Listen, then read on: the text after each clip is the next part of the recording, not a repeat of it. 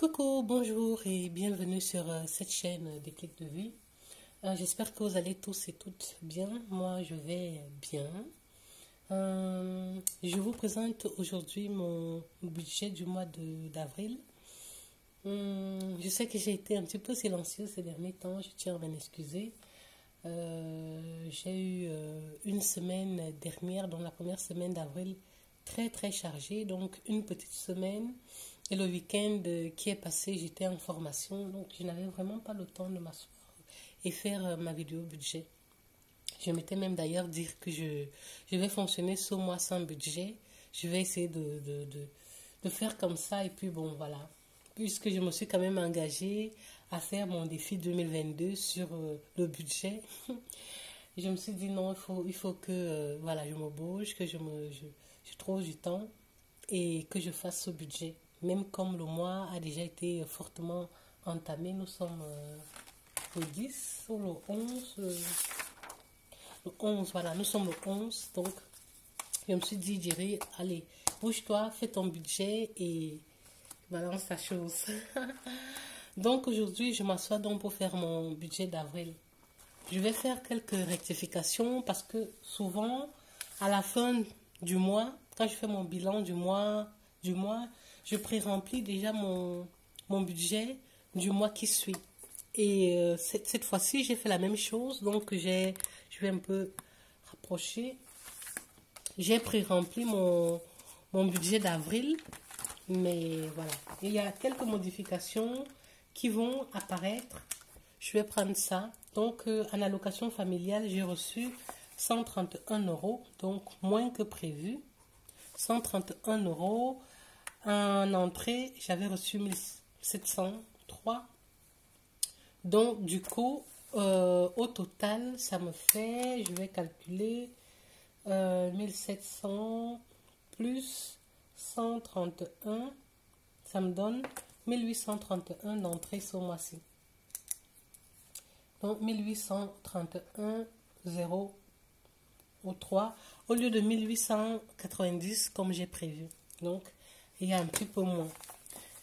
J'ai payé déjà mes charges fixes, donc obligatoires, mon loyer, l'électricité, mon épargne pension qui passe automatiquement, l'épargne pour les enfants aussi, qui est de 100 € qui passe automatiquement. Je ne sais pas si vous voyez, la lumière, elle est vraiment bizarre. Il y a trop de lumière aujourd'hui, trop de soleil. Du coup, j'ai l'impression que le retour sur ma caméra est flou, mais j'espère que vous voyez ou alors que vous entendez au moins des explications. Mon épargne pension, 100 € qui passe automatiquement. L'épargne pour mes enfants, 100 € qui passe automatiquement également. Mon portefeuille électronique, dont les provisions de charges, tout ce qui est assurance de maison, voiture, 270 €. Et l'autre, 190 € pour tout ce qui est vacances. Donc ça, j'ai enlevé aussi. Et puis, j'ai payé tout ce qui est Internet et téléphone, 64 €. Ça m'a fait un total de 1472,09. Donc ça, j'ai enlevé. Il me restait 472,09. Il me restait 358 à vivre. 358,91. Donc, à cette somme, j'ai enlevé mon budget alimentaire qui est de 150 €. Là, donc, je vais surligner ce que j'ai sorti. Effectivement, 150 €, c'est OK. Sauf que ce mois-ci, je pensais... Donc, quand j'enlève les 150 €, il reste 208,91 €. Je pensais mettre 220 € ou 200 € dans les enveloppes. Ce qui n'est pas possible. Donc, ce mois-ci, je fonctionnerai sans enveloppe physique. C'est un mois blanc pour les enveloppes physiques. Tout simplement parce que j'ai eu une urgence familiale dans ma famille en Afrique. Et j'ai dû faire le choix de contribuer à cette urgence. Donc, voilà, j'ai envoyé... bref, je veux dire... Les enveloppes, j'ai fait le choix d'utiliser le budget des enveloppes physiques pour contribuer à la résolution de cette urgence. Donc, voilà, ce mois-ci, enveloppe physique. Donc, c'est une ligne que je dois barrer. Je ne compte pas. Je ne compte pas. Imprévu, ben, il n'y a rien non plus. Donc, actuellement, dans mon compte, il reste à peu près combien? Il reste 10 € dans mon compte. Donc, on va mettre solde compte.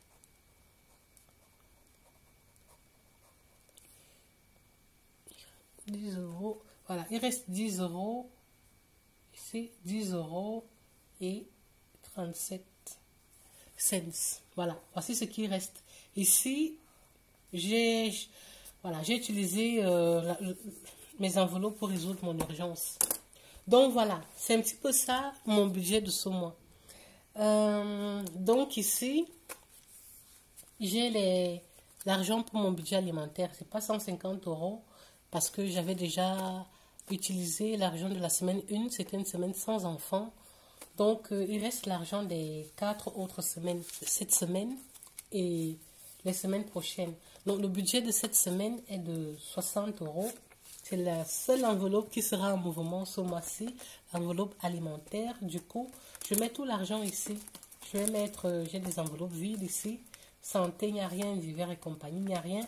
Donc, je vais prendre enveloppe d'hiver. Je mets tout le budget alimentaire dedans. Et je ne prends que les 60 € de cette semaine. 2, 3, 4, 5, 6. Voilà. Je prends 60 € et je laisse le reste en divers. Je vais essayer de voir si je vais survivre à un mois sans... C'est inédit comme situation. Je vais voir si je pourrais survivre à un mois sans enveloppe physique. Mais de toute façon, si j'ai d'autres urgences dans ma vie, vous connaissez déjà mon roulement. C'est les enveloppes virtuelles. Donc, l'argent que j'ai épargné pour les enveloppes virtuelles, j'irai piocher là-dedans pour résoudre mes urgences quotidiennes. Voilà. Donc, ça... 60 €, je mets là. Je tiens à souligner que cette semaine, je suis en vacances. C'est une semaine de congé pour moi. Et je pars demain, mardi, en Allemagne avec mes enfants. Donc, on a payé le billet, on a payé le TGV avec l'enveloppe virtuelle, évidemment. Je vais faire le bilan de cette dépense en fin de mois. Donc, mais ça n'a pas coûté cher. Ça a coûté une soixantaine d'euros, 64 € quelque chose, je crois. Non, ce n'était pas vraiment cher.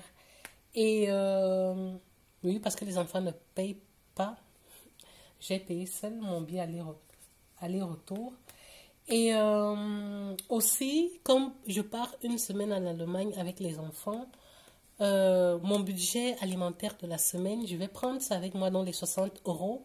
Je vais également piocher 40 € dans les enveloppes, dans le portefeuille électronique, donc où je réserve le budget pour le voyage, pour les vacances et compagnie. Bon, voyage, pour les vacances, pour l'école. Je vais prendre 40 € dedans, forfaitairement, je ne sais pas dans quoi, mais dans quelle enveloppe, mais je vais prendre 40 € pour compléter. Comme ça, j'aurai 100 € en espèces avec moi pour les petites dépenses pour la semaine. On part 5 jours.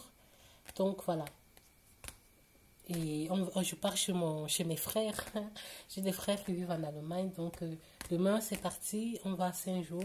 On revient le... Est-ce que c'est 5 jours mardi, mercredi, jeudi, vendredi, samedi? Oui, c'est vrai. On revient le dimanche de Pâques. Donc on finit de fêter la Pâques. Et puis le soir, on reprend le train pour, voilà, pour le retour. On va arriver ici un peu plus tard le soir. Donc voilà. Et vous, comment est-ce que votre mois de avril a commencé?